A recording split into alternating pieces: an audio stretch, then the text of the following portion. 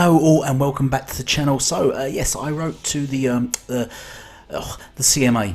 What?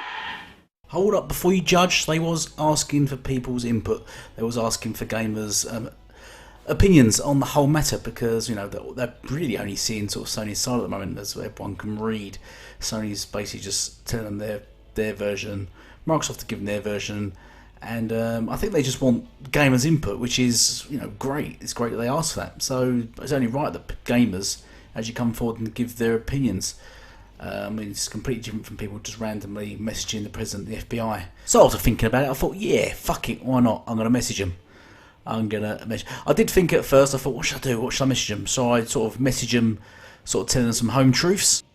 You really smell like dog blood.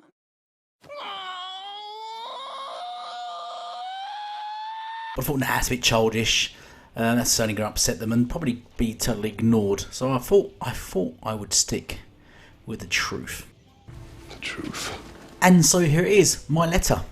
The truth. The truth. The truth.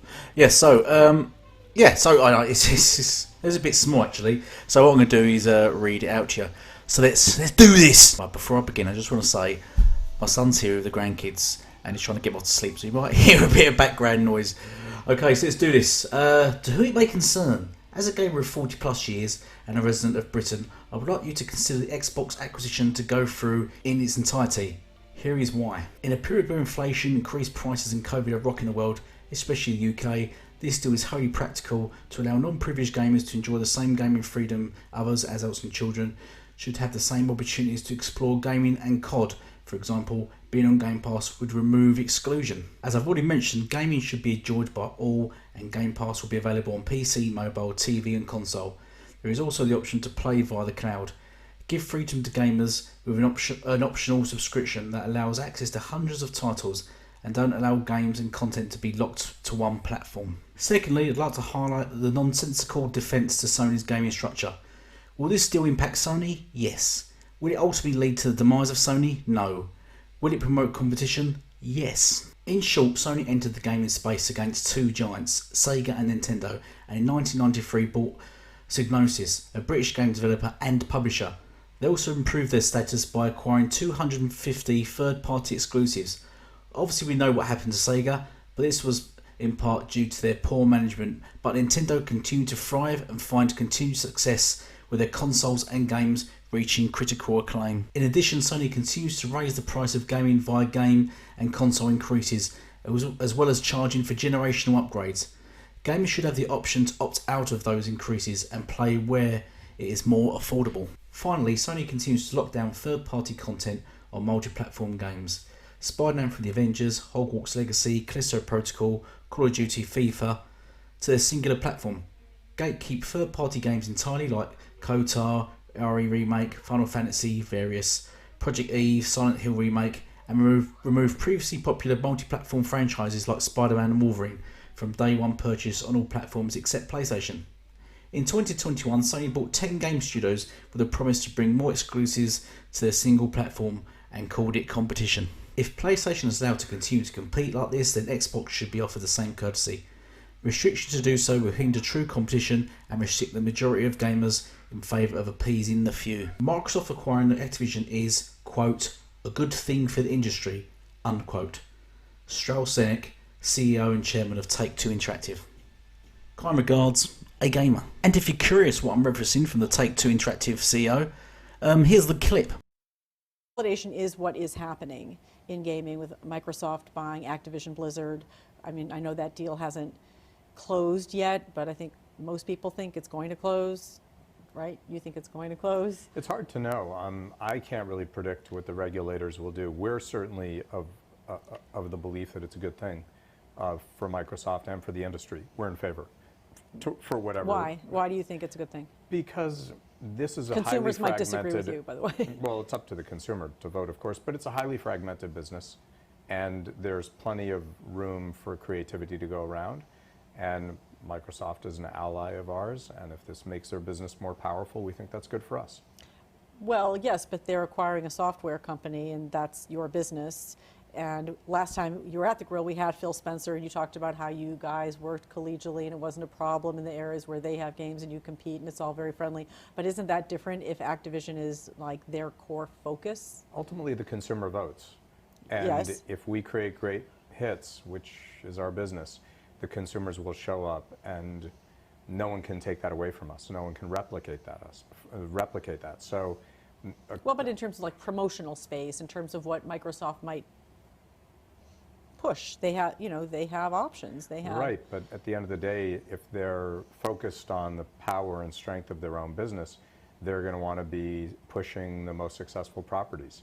And if consumers are showing up for our properties and Microsoft isn't engaged, isn't involved, isn't a partner, then that would be a bad thing for Microsoft. So I think we're all essentially pulling in the same direction. It isn't, the entertainment business is the antithesis of a fungible, commoditized business. Every title stands alone, so it sort of doesn't compete with anything else. For time. And yet it's highly competitive in a way. In other words, Right. we compete with everything, and in a way we compete with nothing. You can't replace one of our titles with another title. It's not like you want to go to the movies on a Friday night to see the new Top Gun movie, and someone puts something else out that you're That's less not interested true at all. in. That's not true that at you're all. less interested No, I in. just totally. Then you're still going to want to see Well, Top my Gun. interest is, well, if it's sold out, I might And someone can go to the promote- other one, or it Yeah, might be okay. like, I'll see it next weekend, and Sure, and that speaks to having an array of properties, which we do. But marketing something that people don't want to see heavily isn't going to make them want to see it more. so from your perspective, consolidation is a good thing Or a neutral thing. or a neutral thing, but you didn't feel that you needed to, bulk up, for lack of a better term, in the landscape that you're living in. Certainly not. We were already at scale, and we said that. We were already over $3 billion enterprise. We certainly had the throw weight to invest in the most important properties in the business and to market them as aggressively as anyone else could. Where you need more scale is when you can't afford to do that. You can't afford to field a worldwide marketing and distribution organization, or you can't afford to have a loss, by the way. And we've seen that in our space where companies were too thinly capitalized to survive a bad year. Now and then you have a bad year in the entertainment business. You have to be capitalized well enough to withstand that and to give your teams confidence that they're going to live to play another day. Now, fortunately, we haven't had bad years very often. Well, you've had, yeah. Isn't it weird how things go full circle? So he believes in competition. He's not afraid. He's welcomes it, and he's looking forward to it. He thinks Activision should be acquired by Xbox. On the other hand, she is aggressively biased and ignorant. She seems to follow Red Dragon, I think. That's what her go-to source is, Red Dragon or My Friend Dave. Yeah, she seems to have little idea about the whole thing, and I'm not sure even why she's sort of interviewing him. I don't know who she is. Maybe one of you can enlighten me, but she just seems to be completely unaware and seems to just be really just trying to dig him out and stuff, which he sort of knows much more than her about, and keep having to correct her because she's just lost. What's also funny, and another reason I do this, is because it triggers the PlayStation fan base massively. They seem to be so upset that people are writing in, are doing this, are writing into CMA and giving their opinion as they asked for. And I mean, they're welcome to give an opinion on why it shouldn't happen. But the thing is, I don't think they've got much of an argument, and I think that's what sort of triggered them so much. They can't really say it's unfair that Xbox does this. Why? Because Xbox has own games. I think that'd work against their favour if they did. I wouldn't be surprised if people have messages saying that Xbox has no games. So I hope you enjoyed that video. I'd love to hear your opinions down below. Remember to please sub, share, and like. What do you think of the whole scenario? What do you think about the CMA? What do you think about the whole thing? I'd like to sort of chat with people, so I'd like to hear your takes. I'm going to run along now and be a great granddad and play a Peppa Pig with my grandkids. That game where a certain fan base said it shouldn't exist, and there should only be 5-hour cutscenes on games and graphics and stuff like that. Here's a surprise: children don't like that kind of thing. You need to just get out more, maybe have some kids of your own and grow up. But anyway, I'm going to go and enjoy some time with the grandkids. Thank you all for watching. Hope you enjoyed, and goodbye for now.